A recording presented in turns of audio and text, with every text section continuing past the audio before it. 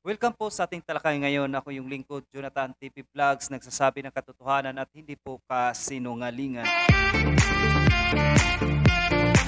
My people are destroyed for lack of knowledge. Kaya mga kuya, kaya dapat natin alamin ang katotohanan ayon sa ating tunay na pananampalataya ayon sa salita ng Diyos. For topic natin mga kuya sa gabing ito, bakit maraming nakapasok na demonyo o fallen angel sa ating bahay o pamamahay? Kaya ito yung ating topic ngayon. Napakaganda ka dahil ito ay pasok sa spiritual warfare part 1. Ito yung part 1 natin ngayon na ating talakayin ngayon. Pagkatapos po ng ating panalangin na magkaroon po tayo ng basbas ng kataas-taasan.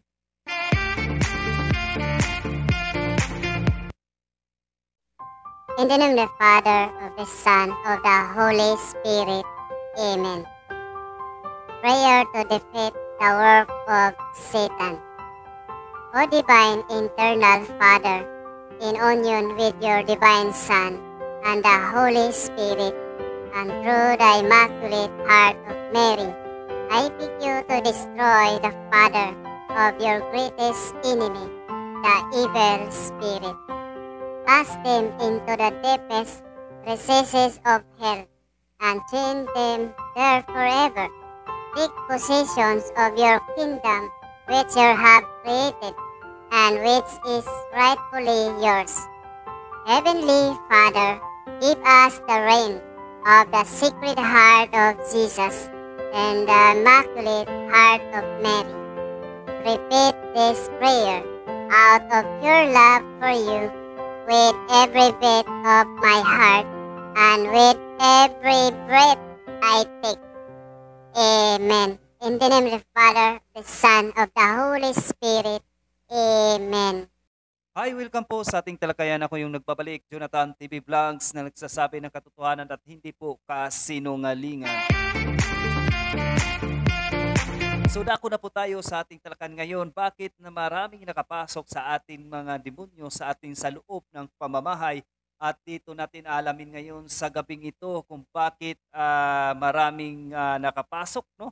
Kung baka mayroon ka ng ganito, kaya panuorin mo talaga itong video nito ay para sa iyo ito. Kung ikaw ay nakaranas ng mga magulo ang pamumuhay sa loob ng pamamahay, at nahihirapan ka na sa pamumuhay at hirap na hirap ka kung may mga hinanakit sa iyong damdamin ng buhay o pamilya, nagkagulo-gulo na, ay para sa iyong video na ito.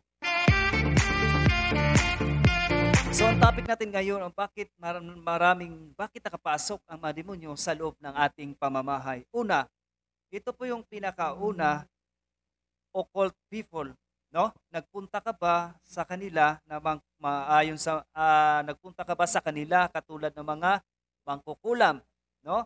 Albularyo, carrot reading, faith healer, no? At marami pang iba, no? Lalo na yung hilot with bulong.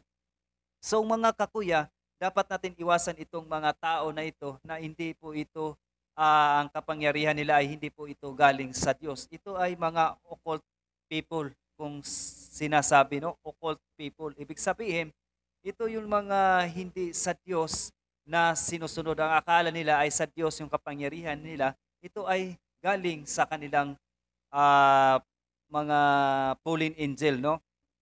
So magtataka ka kung bakit ito yung pinaka-doorway ng mga fallen angel na makapasok sa iyong bahay. Kasi ito yung mga doorway na makapasok ang ating mga fallen angel sa ating loob na pamamahay, no? Kaya mag-ingat tayo.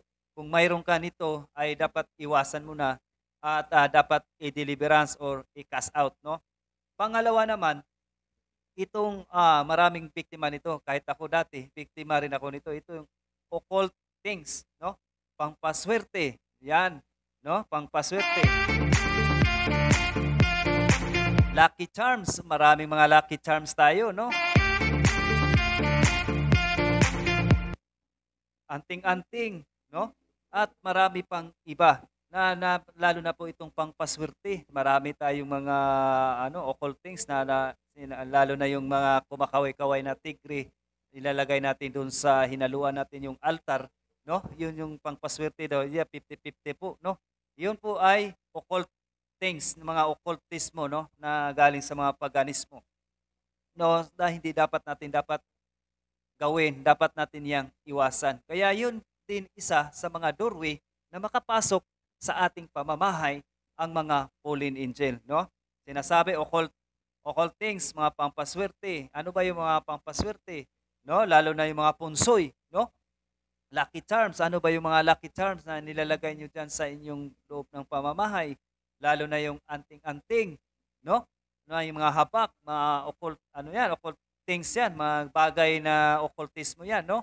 Yan yung mga bagay na pinasok mo sa iyong bahay, ayun ay magkaroon ng doorway ang mga fallen angel kaya nakapasok na sa iyong pamamahay. Kung mayroon kanyan mga kakuya, dapat alisin natin yan, i-cast out, no?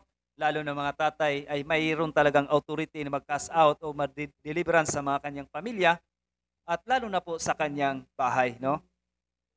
So ano naman yung ikatlo? Ito yung occult place, no? Mga occult places, no? Katulad ng Mount Banahaw, yun yung mga occult mo pumupunta daw, mag-renew daw ng mga power daw yung mga albularyo at itsira at marami pang iba, no? Mga lugar na maraming pinatay, no? Ito yung mga demonic na talagang mga doorway ng mga demonic na tinitirahan nila, no? So, ano pa? Mga drug addicts, mga nag-drug session, no? Ginawang yung tinirikan mo pala ng bahay dati ay nagkaroon na pala ng mga drug session, no? Bago tinirikan yung lupa na yung tinirahan ngayong bahay, ay nagkaroon na pala siya dati ng drug session, no? Ito yung mga tinatawag na occult places, no? Kaya huwag kang magtaka kung mayroong mga ganito, ay yan po ay mga doorway talaga ng mga fallen angel. Kaya huwag ka nang magtaka kung hindi mo yan na-cast out o na deliverance o sa mga kaparian natin, mga exorcist, ay talagang meron yan sila dyan, manirahan sila dyan, no? Ano pa? Mga may nag-spirit of the glass, no? Sa lugar na yon ang tinirahan at tinirikan mo ng bahay, meron naggumawa ng spirit of the glass, eh bawal po yan mga kakuya. Dapat natin din po yan ay iwasan, no? Kung mayroon din talaga mga ganyan, katulad na sinasabi ko kanina, cast out or deliverance ang iyong bahay, no? So ano pa? No, maraming lugar na may kahalayan or may na-rape, may pinatay, may pinaslang. Yan, doorway din talaga yan ng isang occult places, no? Doorway ng mga fallen angel na talagang titirahan talaga yan, no? So yun ang mga gusto ng mga fallen angel na kanilang tinitirhan. Kaya ang yung bahay, magtaka ka bakit ganito at bakit malas, bakit mga ano. Kasi nga, nakapasok na ang mga fallen angel dyan sa iyong bahay dahil sa mga ganito, no? So ano pa? Ang pang-apat, ito, marami ang nabiktima talaga nitong pang-apat. Ang pang-apat naman ay occult practices, no? Ito, maraming nabiktima talaga nito. Kasi marami akong nakikita ito. Kahit ako, biktima at saka mga kaninunuan ko talaga ay mahilig nito. Yung occult practices, yung mga pinapractice natin na hindi naman talaga naayon doon sa turo ng ating inang simbahan. So, no? Anong mga ito? Lalo na po kapag lalo na mga engineer, no? Mga engineer at mayroon silang kaalaman sa mga ganito, may connection sila sa mga albularyo or mga etc. Mga occult people, no?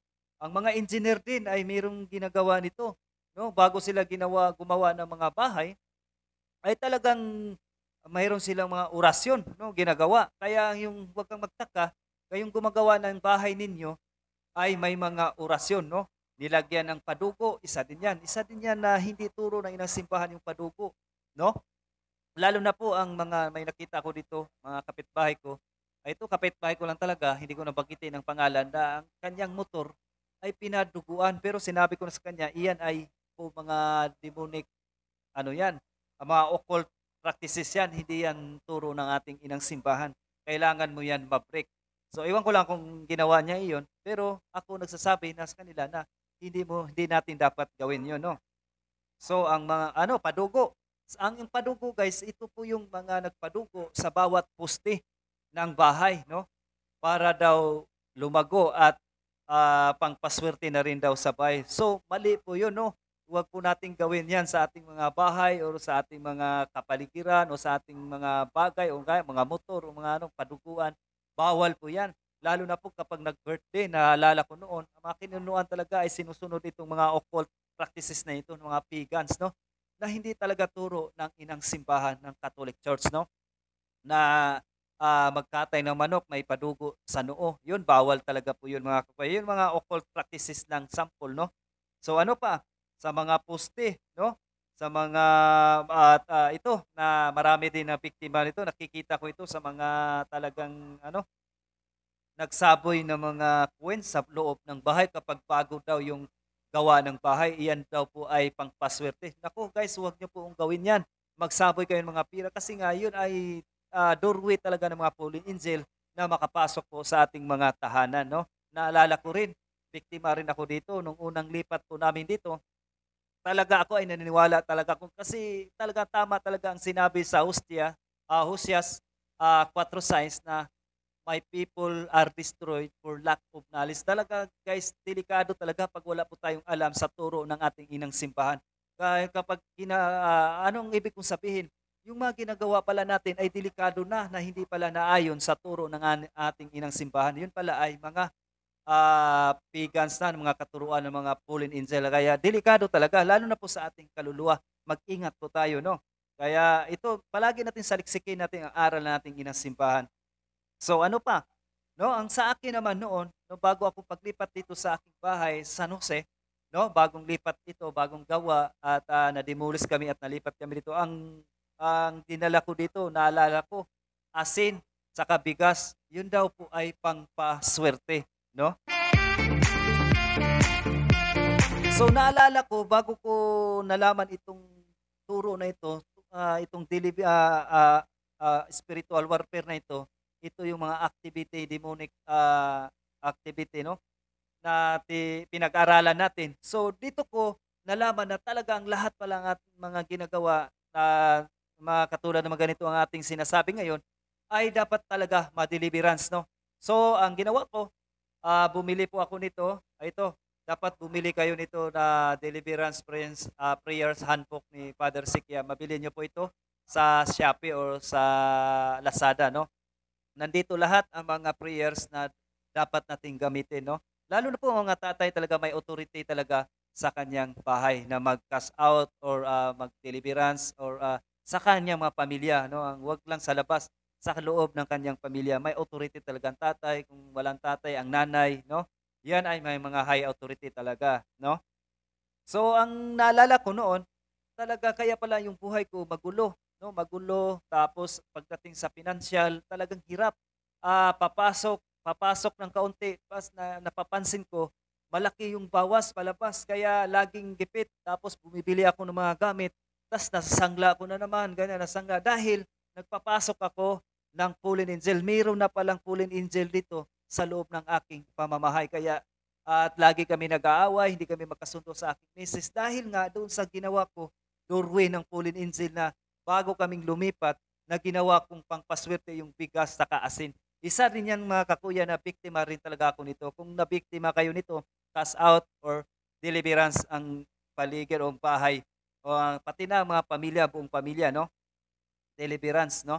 So, bago po tayo mamaya papasadahan ko yung kung bago tayo mag-deliverance sa loob ng pamamahay, meron po tayong proper way, no? Dapat spiritual proper way bago tayo mag-deliverance session sa ating loob ng pamamahay or pamilya, no? Mamaya papasadahan ko 'yan, no? So, ano pa? Ito yung mga occult practices lamang, mga sample, no? Ano pa? Ito pa, ito. Maraming lalo na sa mga kininunuan. Ito naririnig ko pa rin ito paminsan-minsan o marami narinig ko. Huwag daw sa mga pinto, huwag daw magtapat yung pinto sa loob at sa labas dahil daw mamalasin daw. Mahirap.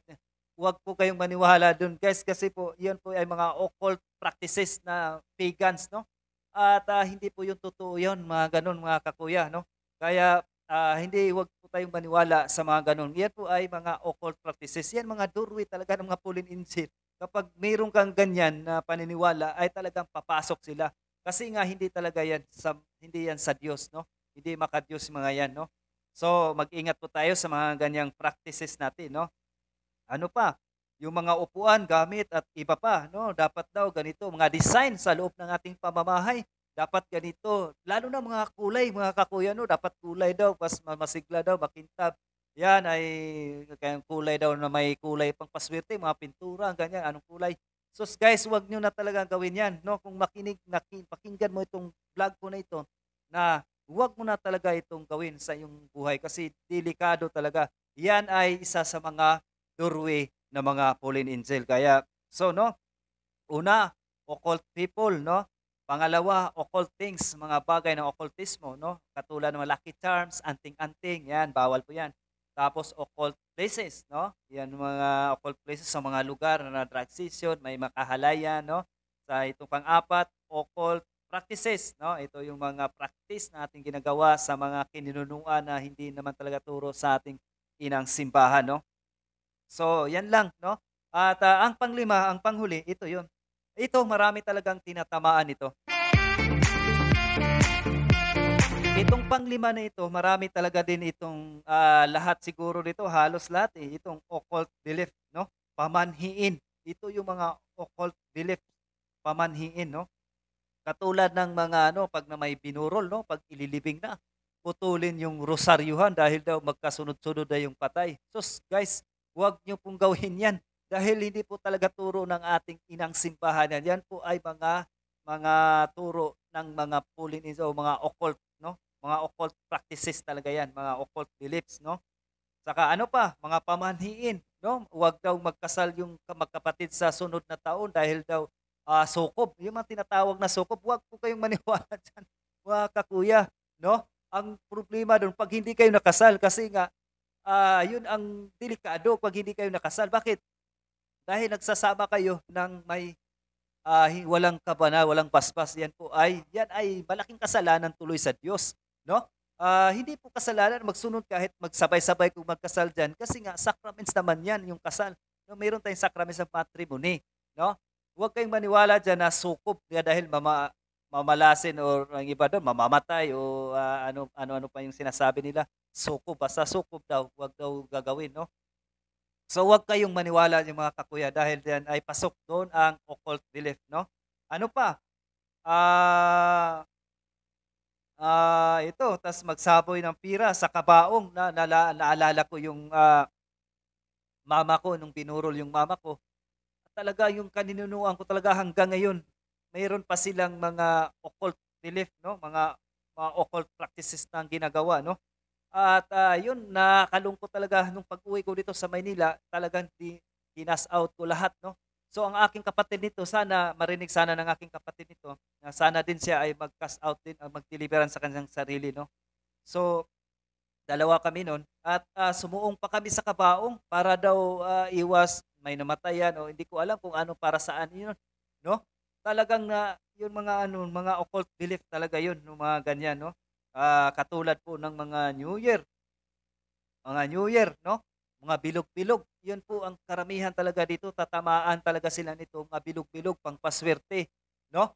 Yan po ay iwasan nyo guys dahil hindi po tama yung ganun, pangpaswerte. Yan po ay mga occult beliefs, no? Na pasok din dito malapit lang din dito sa occult practices, no? Ito mga lalo na pagdating sa New Year, no? Ang delikado, masama doon, nabubulok na yung pagkain doon sa lamesa, hindi man kinakain. No, yun ang masama. Hindi mo pinakain yung grasya ng Diyos na dapat ay kainin. So ginawa mo, hindi mo kinain dahil pangpaswerte ka mo. So yan lang po ang limang doorway ng fallen angel na pwede silang makapasok sa ating pamamahay, no? So ito ang pinakagrabe, ang sinasabi ng mga kaibayo natin sa pananampalataya, no?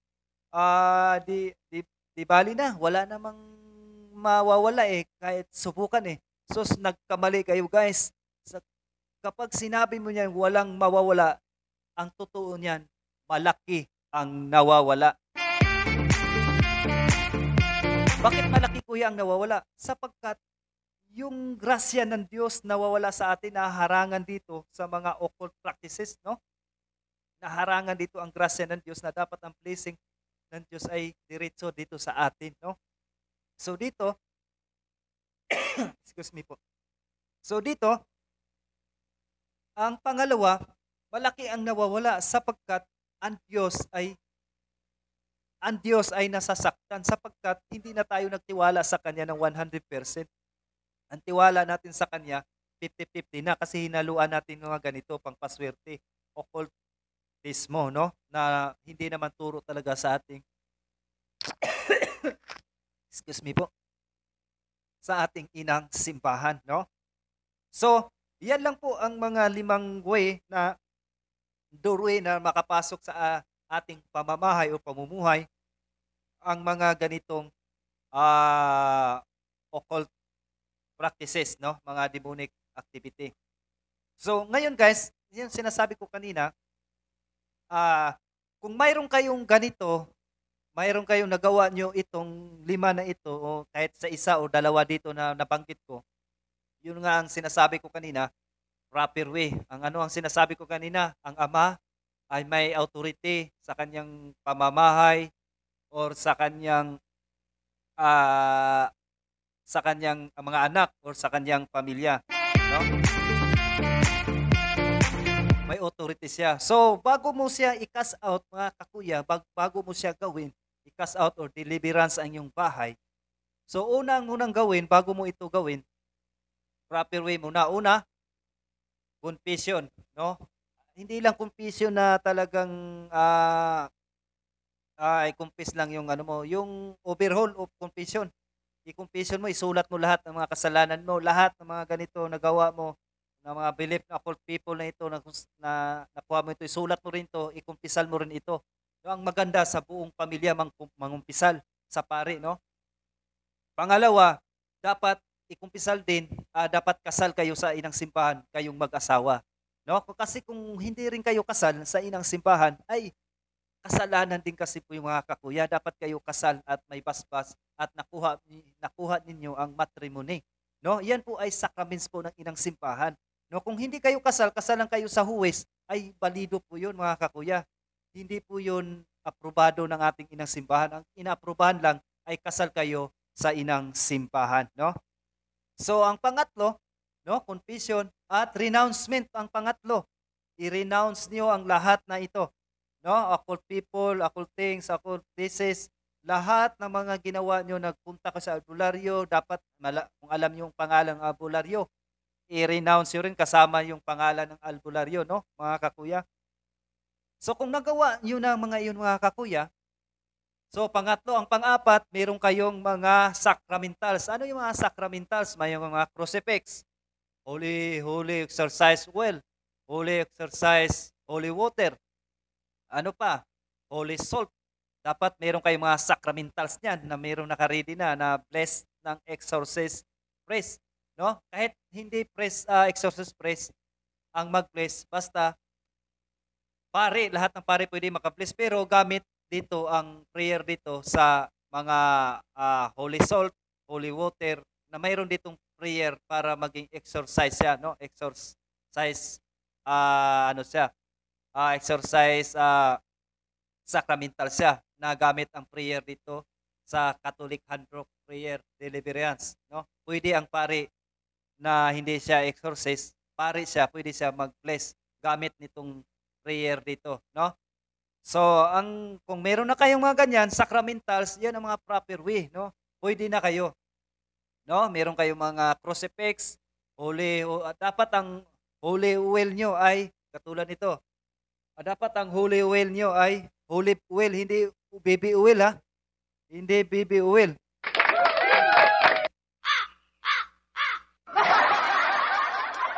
Dapat hindi baby oil, dapat olive oil. Mabibili nyo lang. Mabibili nyo to sa isang grapa. Mabibili nyo ito sa 7-Eleven. Sa 7-Eleven nyo po lang yan mabibili, no? Sa asin naman, sa holy salt, no? Dapat rock salt, hindi po yung iodized.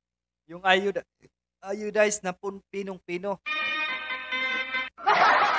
Wag po yung pinong-pino, dapat rock salt, yung malalaki na rock salt, no? Pero bihira na lang yan ngayon, pero basta rock salt ang bilhin nyo, yung kahit rock salt siya na may pinong-pino sa kaunti, okay lang siguro yun kasi okay lang yun. Kasi sabi naman ni Father, okay lang basta rock salt siya na hindi siya gaano malaki. Kasi wala naman talaga na yan dito sa bihira na lang yan dito. Mabili mo lang siguro yan sa ibang bansa yun. Malalaki yung mga rock salt talaga yun. Malalaki yung mga butil doon, no? Yun dito sa atin, pero bihira. Pero wag lang talaga yung iodized salt, no? Bawal po yun. Hindi po tanggap yun, no? Dapat rock salt talaga siya, no? So, yan lang guys, no? Una, gawin nyo proper way, renouncement, no? Confession, punta kayo sa pare, renouncement, yung mga ano nyo, occult things, occultismo, no? Nagpunta kayo sa albularyo, no? Maaari nga doon kayo sa loob ng simbahan, sa Blessed Sacraments kayo mag-renounce, no? Gamit itong prayer. Nandito lahat ng prayer, bili lang kayo nito. So, renouncement, tapos pangatlo, sacramentals, dapat kumpleto kayo, no? Ang maganda siguro, lahat ng pamilya ay mag-confession, no? So, pag nagawa mo na yan ng mga kakuya, pwede mo na i-deliverance ang iyong pamilya, lalo na ang tatay. Kasi ang tatay talaga, ang pinaka-high authority talaga sa inang simbahan, no? So, yan lang mga kakuya, na nawa, may napulot pati kahit kaunti na spiritual warfare na aking ginawa ngayon. Part 1 lang ito. At marami pang ito mga kakuya. At marami pa tayong i-share natin dito sa ating YouTube channel. Nawawag po kayong magsawa, like and share, and please comment na rin down below dito sa aking YouTube channel para magkaroon din po ako ng idea na kung ano yung itatopic ko, kung ano yung gusto nyong itatopic ko, no? At i-follow nyo rin ang aking FB page, no? Jonathan TV Vlogs Official, no? TikTok, Jonathan, no? At sa aking YouTube channel, Jonathan TV Vlogs, i-follow nyo na rin, no? At mga kuya, muli, nawa na bukas ay linggo, nawa makapagsimpa po tayong lahat, ang buong pamilya, magsama-sama po tayo manalangin. At alam nyo mga kakuya, ang misa ng linggo, yan po ang pinakamataas na panalangin sa buong Santa Iglesia, no? Bakit sinasabi ko pinakamataas na panalangin? Bakit? Dahil sa linggo na yun, buong universe, no? Universal, buong mundo ay nagsama-sama sa araw na yun, may nanalangin. Kaya pati mga anghel sa langit nananalangin. Yan ay pinakamataas na panalangin. Kaya mga kakuya, huwag niyo kalimutan mag-receive ng Body of Christ. Napakahalaga po yun mga kakuya, no? Para may grasya at makatanggap tayo ng grasya. Hindi lang yung grasya na physical, no? Yung spiritual, no? At magbigyan tayo ng buhay na walang hanggan kapag palagi tayo nagre-receive ng Body of Christ, no? Na palagi rin tayo nasa state of grace kapag tumanggap o mag-receive tayo ng Body of Christ. Muli, ako po'y lubos nagpapasalamat sa iyong mga kakuya na hindi po kayo nagsawa sa ating talakayan ngayon. Ako muli nagpapasalamat sa inyong lahat at God bless po sa ating lahat. Mabuhay po tayong lahat.